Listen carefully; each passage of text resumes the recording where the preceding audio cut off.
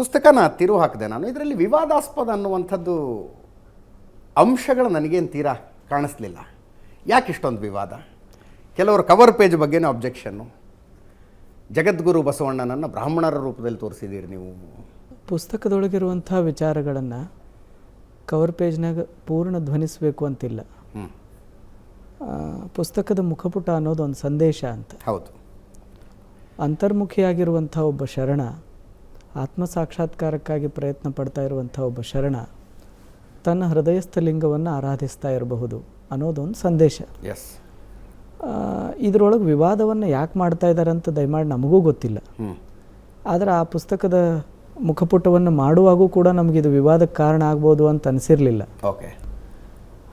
ಈಗ ಲಿಂಗಾಯತ ತತ್ವಜ್ಞಾನದಲ್ಲಿ ಕರಸ್ಥಲ, ಉರಸ್ಥಲ, ಪರಸ್ಥಲ ಅಂತ ಇದೆ. ಎಲ್ಲಿಯವರೆಗೆ ನೀವು ಅಂಗೈಯೊಳಗೆ ಲಿಂಗವನ್ನು ಇಟ್ಕೊಂಡು ಪೂಜೆ ಮಾಡ್ತೀರಿ ಅಲ್ಲಿಯವರೆಗೆ ಕರಸ್ಥಲ. ಅಂಗೈಯೊಳಗಿನ ಲಿಂಗ ಸಾವಕಾಶ ಮರೆಯಾಗಿ ಅದು ನಿಮ್ಮ ಹೃದಯದೊಳಗೆ ಮೂಡಿದರೆ ಉರಸ್ಥಲ, ಎದೆ. ಆ ಲಿಂಗ ನಿಮ್ಮ ಭಾವಕ್ಕೆ ಬಂದರೆ ಪರಸ್ಥಲ. ಹೀಗೆಲ್ಲ ಅಂತಾರ. ಹೃದಯದೊಳಗಿರುವ ಲಿಂಗವನ್ನು ಧ್ವನಿಸಬೇಕು ಅನ್ನೋದು ಆಶಯ ಇತ್ತು, ಅದಕ್ಕಾಗಿ ಆ ರೀತಿ ಆಯಿತು. ಮತ್ತು ಮುಂದಿಟ್ಟಿರುವ ಪುಸ್ತಕ ಅದು ವೈದಿಕ ಗ್ರಂಥ ಅಂತ ಅಂತಾರಂತ ಹೇಳಿದರು.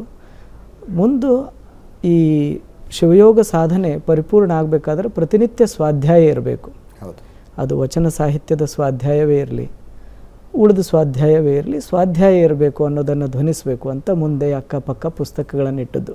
ಆದ್ರೆ ಅಲ್ಲಿ ವೈದಿಕ ಸಾಹಿತ್ಯವೇ ಇಟ್ಟಾರಂತ ಹೇಳೋದು ಎಷ್ಟರ ಮಟ್ಟಿಗೆ ಹೆಂಗೆ ಅನ್ನಿಸ್ತದೆ ನೀವೇ ಹೇಳಬೇಕು. ಅಲ್ಲ, ವಿವಾದ ಯಾಕೆ ಅನ್ನೋದು ತಮಗೂ ಗೊತ್ತು ಸ್ವಾಮೀಜಿ. ಬಸವಣ್ಣ ಒಬ್ಬ ಬಂಡಾಯಗಾರ ಅನ್ನುವಂತೆ ಬಿಂಬಿಸೋದು, ಅಥವಾ ಒಬ್ಬ ಕಮ್ಯುನಿಸ್ಟ್ ಚಿಂತನೆ, ಕಾರ್ಲ್ ಮಾರ್ಕ್ಸ್ಗೂ ಬಸವಣ್ಣನಿಗೂ ಹೋಲಿಕೆ, ಅಂಥದ್ರಲ್ಲಿ ನೀವು ಪುಸ್ತಕದಲ್ಲಿ ಧ್ವನಿತವಾಗಿರುವಂಥದ್ದು ಮತ್ತು ಇಷ್ಟು ವರ್ಷ ತಾವು ಮಾತಾಡಿಕೊಂಡು ಬಂದಿರುವಂಥದ್ದನ್ನು ನೋಡಿದ್ರೆ ಹಿಂದೂ ಧರ್ಮದಿಂದ ಏನು ಪ್ರತ್ಯೇಕ ಅಲ್ಲ ಅನ್ನುವ ಅರ್ಥದಲ್ಲಿ ತಾವು ಮಾತಾಡ್ತೀರಿ.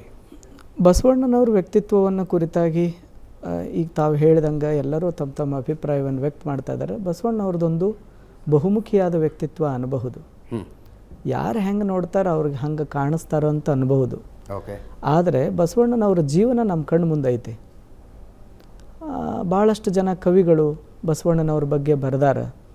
ಬಸವಣ್ಣನವ್ರ ಸುತ್ತಮುತ್ತಿದ್ದ ಎಲ್ಲ ಶರಣರು ತಮ್ಮ ತಮ್ಮ ಅಭಿಪ್ರಾಯಗಳನ್ನು ವ್ಯಕ್ತ ಮಾಡ್ಯಾರ. ಅವರೆಲ್ಲರ ಅಭಿಪ್ರಾಯದಲ್ಲಿಯೂ ಕೂಡ ಬಸವಣ್ಣನವ್ರ ವ್ಯಕ್ತಿತ್ವ ಅನಾವರಣ ಆಗಿದೆ. ಅವ್ರು ಏನೇನು ಅಭಿಪ್ರಾಯಗಳನ್ನು ವ್ಯಕ್ತ ಮಾಡಿದಾರಲ್ಲ ಅವುಗಳನ್ನು ಇಲ್ಲಿಯವರೆಗೆ ಎಲ್ಲರೂ ಚಾಚೂ ತಪ್ಪದೆ ಅನುಸರಿಸ್ಕೊಂಡು ಬಂದಾರ. ಆದರೆ ಇತ್ತೀಚಿನ ದಿನಮಾನದಲ್ಲಿ ಮಾತ್ರ ಈ ರೀತಿ ಹೋಲಿಕೆಗಳು ಪ್ರಾರಂಭ ಆದವು.